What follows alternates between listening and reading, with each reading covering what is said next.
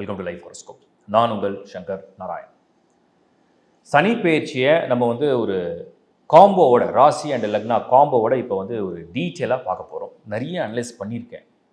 எப்படி இந்த சனி பயிற்சி இன்ஃப்ளூயன்ஸ் பண்ண போகுது, யாருக்கு அது அட்வான்டேஜ், கொஞ்சம் டிஸ்அட்வான்டேஜ் எப்படி இருக்க போகுது, எப்படி சோதிக்க போகுது, எப்படி நீங்கள் ஹேண்டில் பண்ணணும், இதை பற்றின ஒரு கிளாரிட்டியை கொடுத்துட்றேன். வீடியோ ஃபுல்லாக பாருங்கள். ஏன்னா வீடியோட எண்டில் இந்த முறை சனி உங்கள் பர்த் சார்ட்டில் எங்கே இருந்தால், எந்த ஹவுஸில் இருந்தால் அது எப்படிப்பட்ட இன்ஃப்ளூயன்ஸை உங்களுக்கு கொடுக்கும் அப்படிங்கிற ஒரு சின்ன கிளாரிட்டியும் கொடுத்துட்றேன்.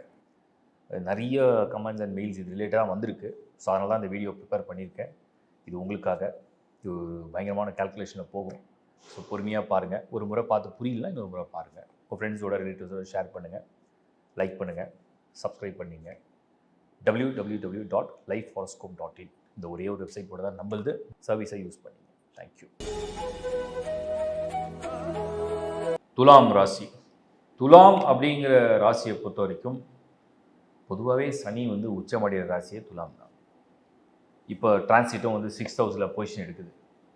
நிறைய பேர் கேட்ட காமனான கொஸ்டின், துலாம் ராசிக்கு சனி 6ல் போகிறாரு, 6 ரிஷபம் மாதிரி 11th ஹவுஸ் கிடையாது, 10th ஹவுஸ் கிடையாது, மிதுனம் மாதிரி, அப்போ எங்களுக்கெல்லாம் ஒன்றும் இருக்காதா அப்படின்னு. 6ஆம் இடம் சனி பிறவிலேயே யாருக்கெல்லாம் 6ஆம் இடத்துல சனி இருக்கோ அவங்களெல்லாம் எதிரிகளை வீழ்த்தக்கூடிய சக்தி உண்டுன்னு அர்த்தம்.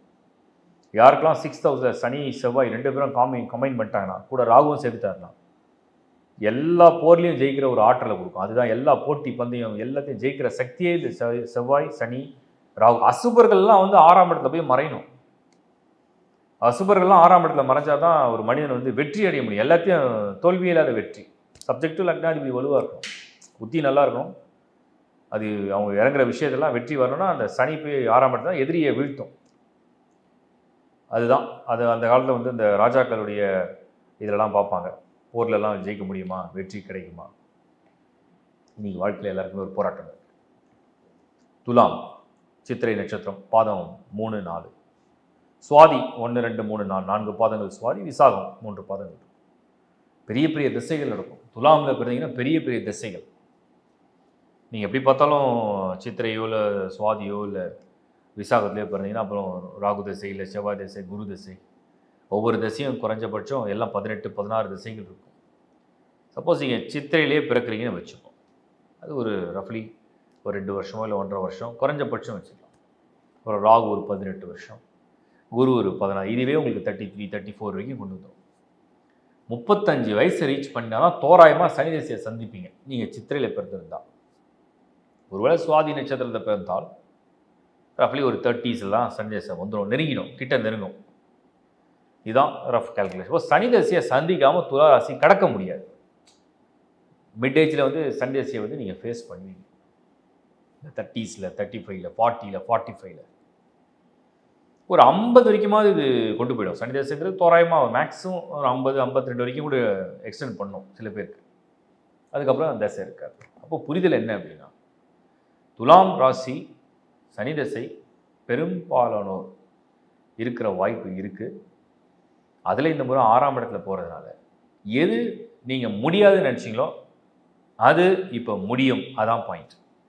துலாம் ராசி எது முடியாது, எது நடக்காது, எது என்னால் முடியல, எது எனக்கு கிடைக்கல, எது எனக்கு நடக்கலை, எது எனக்கு வேணும், எதை நான் நடத்தி காட்டணும், அது இப்போ நடக்கிற நேரம். அதான் துலாமுடைய டைம். இது இன் ஜென்ரல் ஆல்ரெடி நான் வீடியோ சொல்லிட்டேன். இப்போ நாம் புரிஞ்சுக்கக்கூடிய விஷயம் என்னென்னா, இந்த காம்பினேஷன் எப்படி ஒர்க் பண்ண போகுது. துலாமுக்கு நிறைய லக்னங்கள் ஃபேவராக வந்துடும்.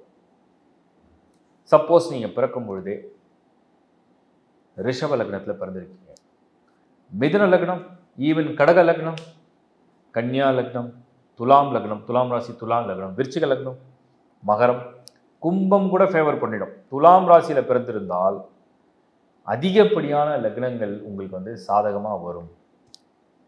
அதில் ஒரே ஒரு விஷயம் தான் நீங்கள் வெரிஃபை பண்ணணும். லக்னாதிபதி நல்லா இருக்காரா, புத்தி நல்லா இருக்கா, டேலண்ட் இருக்கா. தசை சனியாக இருந்தால் அட்வான்டேஜ் தான் உங்களுக்கு. பர்த் சார்ட்டில் சனி நல்லா இருக்கும். அதே மாதிரி உங்களுக்கு மற்ற கோள்கள்லாம் ஓரளவுக்கு தடங்கள் இல்லாமல் இருந்தால் ஒன்றும் பிரச்சனை இல்லை. துலாம் என்ன வேணால் செய்யலாம். தைரியமாக ஒரு முடிவு எடுக்கலாம். தைரியமாக ஒரு ஒரு ஒரு படிப்புக்காக வெளிநாடு போகணும், வேலைக்காக ட்ரை பண்ணணும், ஒரு பிஸ்னஸ் ட்ரை பண்ணணும்னு நினைக்கிறீங்க, சின்னதாக ஒரு கடன் வாங்கி ஒரு ஒரு ஸ்மால் ஸ்டார்ட் அப், மேரேஜ் ப்ரப்போசல்ஸு, ஒரு லவ் சக்ஸஸ் ஆகணும், சைல்டு பர்த், அதில் உள்ள தடையெல்லாம் விலகுது. ஒரு மாதிரி எல்லாமே ஒரு மாதிரி எப்படி இப்படி இருக்குது. எப்போ தான் தடைலாம் உடையனா இப்போ அது சனியுடைய பலன் தருவார். ஸோ வெறும் துலாம் ராசியில் பிறந்து இந்த சமயத்தில் 2025 மேஷ லக்னமாக இருந்தால் கொஞ்சம் போராடி கொஞ்சம் அலைஞ்சு திரிஞ்சு அப்புறமா ஒரு பலனை கொடுக்கும்.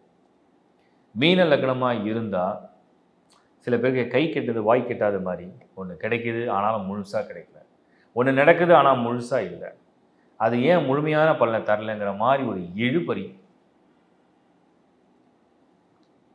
தனுர் லக்னமாக இருந்தால் எல்லாமே நொண்டி நொண்டி நொண்டி ஓடுதே தவிர ஒரு ஒரு வேகமாக இல்லை, ஒரு வேகமான ஒரு வளர்ச்சியில் ஒரு வேகமான ஒரு பலன் இல்லை. அதுதான் தனுசை பொறுத்த வரைக்கும். சிம்மம் லக்னத்தில் நீங்கள் வந்து சிம்மமாக வந்தால் அப்போ தான் இந்த துலாமை பொறுத்த வரைக்கும் ஒரு தயங்கி நடக்கிற விஷயத்தெல்லாம் ரொம்ப சுற்றி வளைச்சி ரொம்ப மெனக்கெட்டு அப்புறம் கடைசியாக ஒரு சிலது மட்டுமே நடக்கிற சூழல் உருவாகும். இதுதான் காம்பினேஷன். ஸோ ஆல்மோஸ்ட் நிறைய லக்னங்களுக்கு ஃபேவர் தான் இருக்குது. ஸோ துலாம் இந்த முறை நடக்கிற இந்த சனி பயிற்சி, சனியால் சனி தராத உங்களுக்கு வேறு யார் தரப்போகிறார்?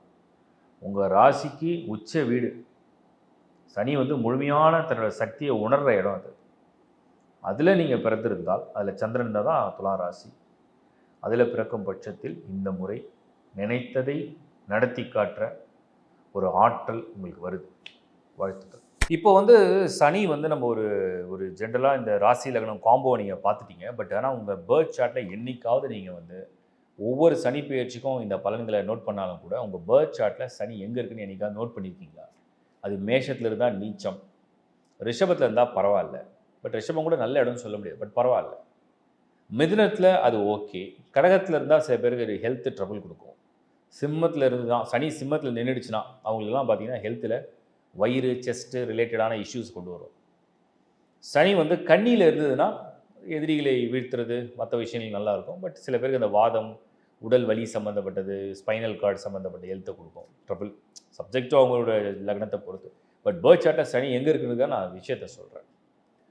துலாமில் சனி வந்து உச்சம். பட் அது வந்து நல்லதா அப்படின்னு கேட்டிங்கன்னா, பொதுவாக அசுபகிரகமான சனி உச்சம் அடைந்து ஆயுளுக்கு மட்டும் நல்லது.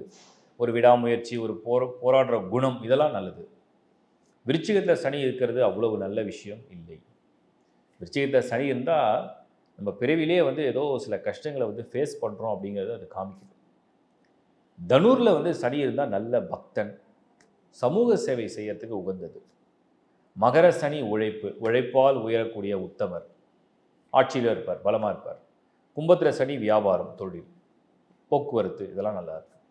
மீனத்தில் சனி வந்து பம்பரமாக சுற்றுவாங்க, நிறைய முயற்சிகளையும் எடுப்பாங்க. அதில் பாதி ப்ளஸ் பாதி மைனஸ் எல்லாம் மிக்ஸ்டு. இப்போ உங்கள் ஜனன காலத்தை சனி எங்கே இருக்குன்னு நீங்கள் நோட் பண்ணணும். அதை பர்டிகுலராக இந்த டைமில் யார் வந்து அதை வந்து பர்டிகுலராக நோட் பண்ணணும் அப்படின்னு கேட்டிங்கன்னா, மீனத்தில் சனி இருக்குது அப்படின்னா, ஏன்னா இப்போ மீனத்தில் தான் திருப்பி சனி வரப்போகிறார். ஸோ அவருடைய பொசிஷன்லேயே அவர் வரப்போகிறாருன்னு அர்த்தம். அப்புறம் மீனமில் வேறு ஏதாவது கிரகங்கள் இருக்குது அப்படின்னா, உங்கள் சார்ட்டில் வந்து இந்த டோட்டல் ஹாரோஸ்கோப்பில் நீங்கள் ஒரு ஹாரோஸ்கோப் பார்க்குறீங்க, ராசி சக்கரம் பார்க்குறீங்க அப்படின்னா, நேட்டல் சார்ட்டில் இந்த பாக்ஸ் 12 ஹவுசஸில் லெஃப்ட் சைடு கார்னர் டாப்பு, அதாவது மேலே லெஃப்ட் சைடில் கார்னர் டாப்பில் அந்த பர்டிகுலர் பாக்ஸில் ஏதாவது ஒரு பிளானட் ஃபில் ஆயிருந்தால், அது சந்திரனாக இருக்கலாம், செவ்வாயாக இருக்கலாம், சூரியனாக இருக்கலாம், ஒருவேளை புதனாக இருக்கலாம், சுக்கிரனாக இருக்கலாம். மார்ச் மாதம் பிறக்கிறவங்களாம் புதன் சுக்கிரன் வர வாய்ப்பு இருக்குது. சூரியன் வந்து உங்களுக்கு தெரியும், தை மாசி பங்குனி மாதத்தில் தமிழில் பிறந்தீங்கன்னா சூரியன் வந்து மீனத்தில் இருக்கும். அப்போ அந்த மாதிரி ஒரு கேல்குலேஷனில் சொல்கிறேன்.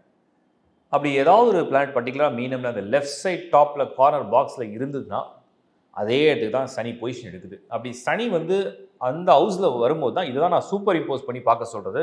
ஸோ உங்கள் பர்த் சார்ட் இப்படி இருக்குன்னா அந்த லெஃப்ட் சைட் கார்னரில் என்ன பிளானட் ஃபில்லாக இருக்கோ அங்கே தான் சனி போய் ப்ரெஷர் கொடுக்கும்.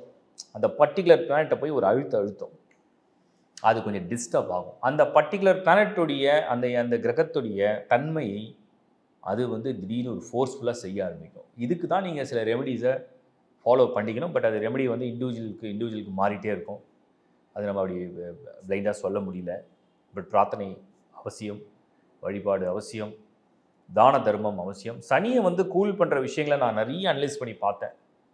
நல்ல பக்தனுக்கு சனி வந்து ஒரு அனுகிரகம் செய்யுது. நல்ல பக்தன், அதாவது முழுமையான ஈடுபாடோட, முழுமையான நம்பிக்கையோட, ஒரு ஸ்ரத்தையோட ஒரு பக்தன், அவனுக்கு அந்த கடவுளுடைய ஆசீர்வாதம், சனியால் ஏற்படக்கூடிய தொல்லையிலேருந்து ஒரு விடுவிப்பு, எவ்வளோ தூரம் அதை மினிமைஸ் பண்ண முடியுமோ அதை மினிமைஸ் பண்ணுது. இது ஒரு பெரிய ரிசர்ச் பண்ணி பார்த்தேன். அடுத்தது வந்து நிறைய கொடுக்கக்கூடிய மனம் உடையவன். எந்த ஒரு மனிதன், ஆண் அல்லது பெண், கொடுக்குற மனசு. யாராவது ஒரு கஷ்டம், ஒரு வருத்தம், ஒரு பெயின், ஒரு வலி, எனக்கு வந்து வாழ்க்கையில் வழியே இல்லை, ஆப்ஷனே இல்லை, எனக்கு யாராவது ஹெல்ப் பண்ணுங்க, அப்படி கேட்கும்பொழுது மனம் இறங்கி கொடுக்கக்கூடிய மனிதனுக்கு இந்த சனியால் தொந்தரவுகள் இன்னும் மினிமம் குறையுது. அதுக்கப்புறம் இன்னும் யோசித்து பார்த்தோம்னா, யார் ஒரு மனிதனுடைய மனம், அவருடைய எண்ணம் தூய்மையாக இருக்கோ, ஒரு பழிவாங்கிற உணர்வு இல்லை, ஒரு கோபம் வந்தாலும் அது ஏதோ ஒரு அந்த ஸ்பாட்டில் வந்தது, அப்புறம் நான் மறந்துட்டேன்.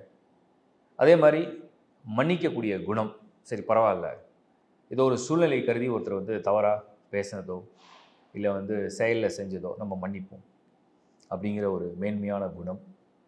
அதே மாதிரி இந்த சனி வந்து யாரெல்லாம் ரொம்ப தொந்தரவு பண்ணுறதில்லை அப்படின்னா, ரொம்ப ஒரு அமைதியான, யாருக்கும் தொந்தரவே பண்ணாத, உபத்திரமே பண்ணாமல், யாருக்கும் தொல்லையே பண்ணாமல், யாரையும் வந்து கஷ்டப்படுத்தாமல் இருக்கவங்கள பெரும்பாலும் சனி விட்டுடுது.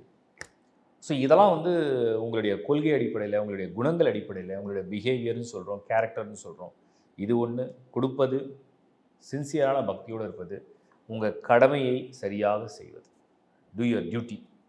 உங்கள் கடமையை சரியாக செய்கிறவங்கள இந்த சனி வந்து இதெல்லாம் ஒரு காம்போ. ஸோ இதெல்லாம் நான் ஏன் சொல்கிறேன்னா, உங்களுக்கு இதிலலாம் ஏதாவது பிரச்சனை இருக்குது அப்படின்னா நீங்கள் அதெல்லாம் பாருங்கள். நிறைய பேர் சொல்லுவாங்க, 7.5 சனி வந்த உடனே தான் எனக்கு நோயாக வந்துச்சு. கிடையாது. 7.5 சனி வந்த பிறகு தான் நோயை சுட்டி காமிச்சிருக்கு. நோயை சுட்டி காமிக்கிறது வேறு, நோய் வருவது என்பது வேறு. நோயை சுட்டி காமினா உடம்புக்குள்ளேயே நீங்கள் வந்து எந்த விதமான பயிற்சியும் இல்லாமல் இருந்தீங்கன்னா 7.5 சனி வந்து அதை சுட்டி காமிக்கும். அடுத்தது வந்து நிறைய பேர், அப்போ விபத்தில் நாங்கள் ஏன் மாட்டினோம்? 7.5 நிறைய பேர் கேட்ட காமனான கொஷின். விபத்தில் போய் நாங்கள் மாட்டியிருக்குமே, அப்போ 7.5 சனி ஏன் எங்களை பண்ணிச்சுன்னா, நீங்கள் உங்களோட டிரைவிங் ஸ்டைல் ஒன்று இருக்கும். இப்போ ரிஸ்கே எடுக்காமல் ரொம்ப சேஃபாக ட்ரைவ் பண்ணுறவங்க சில பேருக்கு அந்த ஸ்கில் இருக்குது.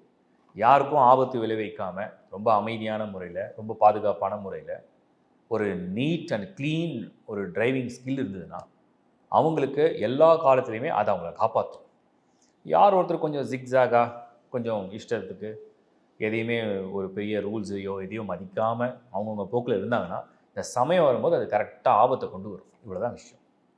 ஸோ இந்த புரிதலோடு உங்களை செல்ஃபாக யாருக்கெல்லாம் பாதிப்பு இருக்கோ கரெக்ட் பண்ணிக்கங்க, அதுவே கரெக்ட் ஆகிடும்.